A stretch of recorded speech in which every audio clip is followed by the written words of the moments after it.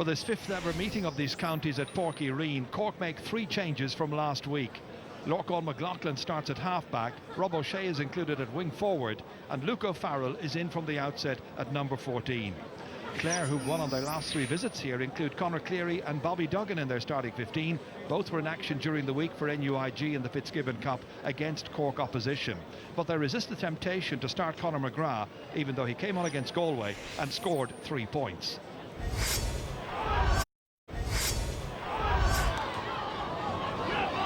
Cross into the centre of the field it comes as far as Bobby Duggan.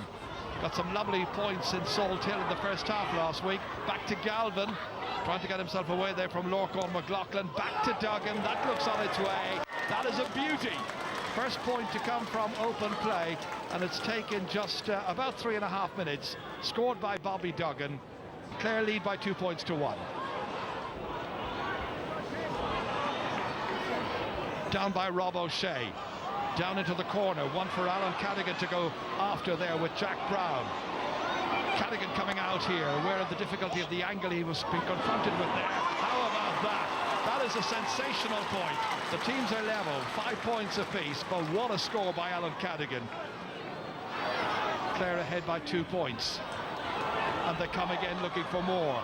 And once again a break from the back by Colm Galvin, swinging it in, and this one drops beautifully over. A second for Colm Galvin. Great work by the 22-year-old from Clonlara. At the other end, it's Seamus Harnedy. They've had a couple of breaks so far. Inside towards Luke O'Farrell. Stopped, second goal. Second time he finds the back of the net. Once again, a good run through. This time Harnedy set it all up. A hand pass here as far as Luke O'Farrell. The first attempt was blocked there by Conor Cleary, and it came back to O'Farrell, and he wrapped it into the back of that net. And we're seeing a much bigger performance from Aidan Walsh in midfield here in this match. All the way down into the corner, down towards Pat Horgan, takes off past Donald O'Donovan, strikes. Great save by Pat Kelly. A certain goal prevented. The goalkeeper from Ina Kildamona. Well, he had a goal a few months ago, goal chance, well saved by goalkeeper Pa Kelly. Must be thinking it's going to be one of those nights. Pat O'Connor looking for a good finish to this opening 35 minutes for Clare, looking to try and close the gap a little bit with that shot. That's a lovely score. Really, really good score by Pat O'Connor. So now it's 112 to 12 points. Clare trying to make life easier for themselves in the second half. And it's Ryan who takes it out. Steady as you like. Across here towards John Conlon. Brings his man out around the half-forward line. Conlon. Damien Cahallan's after him. And that's a very good-looking shot. Beautiful point. A very confident John Conlon has now got a third. So Clare's first point of this second half. And the 26-year-old corner forward from Clonlara making it 114 to 13 points. Into the centre to Brendan Bugler, swiftly along the line to Bobby Duggan. Duggan all alone, able to make headway here from outside the 65-metre line. Beautifully in and beautifully over. Point in each half for Bobby Duggan. Well, he's a wonderfully talented young player. He was a great underage star. This time he got away from the would-be markers from outside the 65-metre line, floated that one beautifully over. A fair bit of time left in this match. Effectively, we're in the third quarter, so plenty of time. Colin Ryan, all the way down here towards Conor McGrath, instead to Colm Galvin. Clare need a goal. Can he get it? Great save! Back out it comes. John Conlon.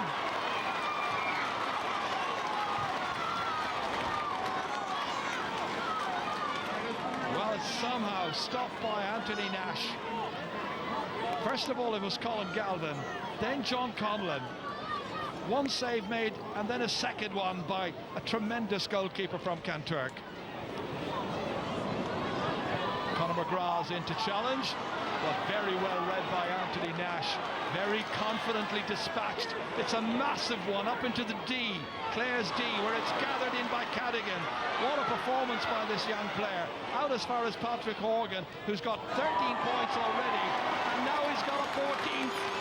A stunning performance by Cork, and a stunning performance in particular by Patrick Horgan, aided and abetted by Alan Cadigan. He laid it off, Horgan did the rest. 122 to 16 points. Just now waiting for the referee's final whistle. Aaron Cunningham. Right across here, Lorcan McLaughlin gathers. There is the final whistle. This was a match which Cork feel they had to win after a very poor performance against Kilkenny last Saturday. Clare came here as well looking for victory. They are now pointless after 2 matches. Problems for Davy Fitzgerald, but it's Jimmy Barry Murphy and his team who are much the happier. Alan Cadigan superb, battled hard on a night when Patrick Horgan got 14 points and Luke O'Farrell got the only goal. Final score here at Portkey Arena, it's Cork 124, Clare 17 points. The goal changed it and they got a run of it, and it was just a small bit of loose play from us, and it's one thing we tried to concentrate on is being tight as we possibly could. But in saying that, Cork were a lot better than us in the second half. They were very zippy, tearing around the place, used an awful lot of crossfield ball.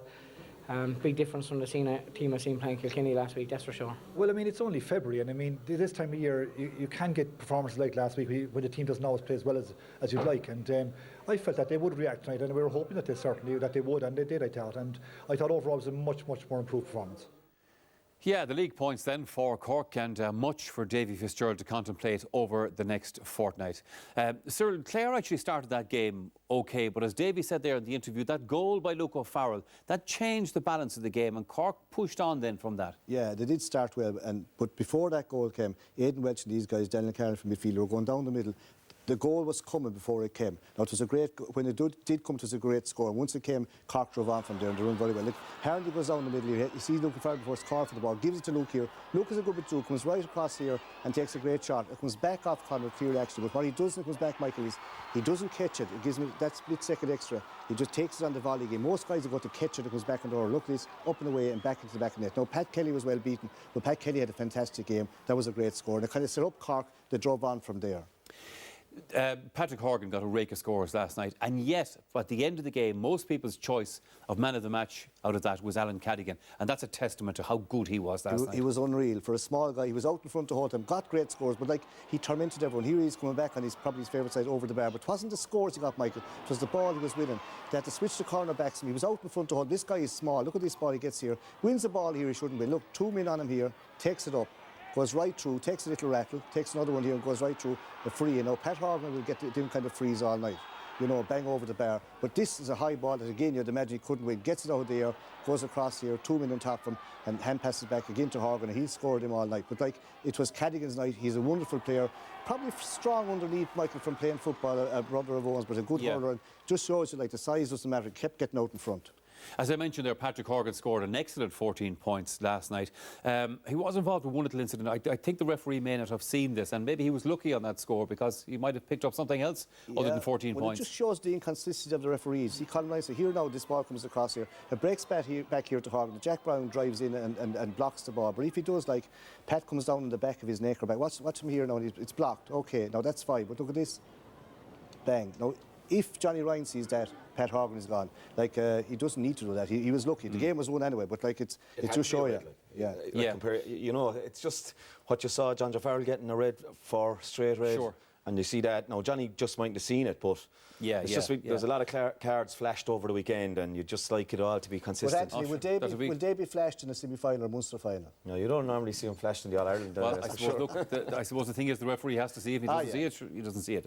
Anthony, you're going to have to win your next match. Yeah, and look, there's been a bit of criticism last night and that kind of thing, Michael. Understandably, people want to see their team going well, but at the same time, no better way to get the Clare crowd up than Tip coming to the park in Ennis 2 weeks' time. I'd expect 10,000 people there. And Clare have 2 home games now, Tip and Dublin. Realistically, if they can win both of those, they're back in the mix again to finish up in Nolan Park. And Kilkenny may not be at full strength either at that stage. It doesn't look like they will. So it's all to play for still. Yeah. But it's a big one now the next day. The next day, The result, if Clare don't get the win, Yeah, they're probably in the relegation playoff. I mean, the thing about it is, obviously, you were the All-Ireland champions in September before last. Last year, I suppose, was in a way to be expected, but Clare and Davy Fitz will want to put this thing back on track now this season. But I think, Michael, Jim Barrymore referred to there in his interview. Yeah. It's still only February.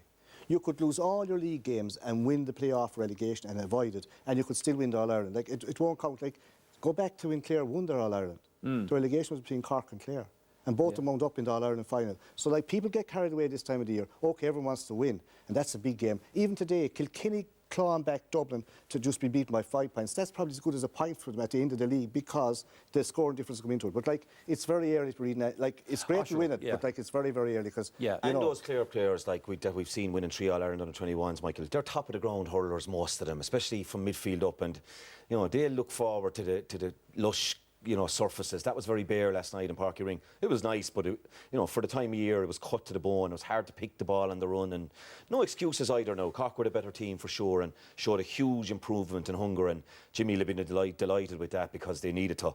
They were very flat the first night, and they were a different team completely on Saturday night. Just picking up on that point that you were making there, and we were talking about this last weekend. From a Dublin point of view, they've had 2 big wins in the league, but then the argument is maybe that Dublin this time of the year, fitness-wise, might be a little bit ahead. And as you said,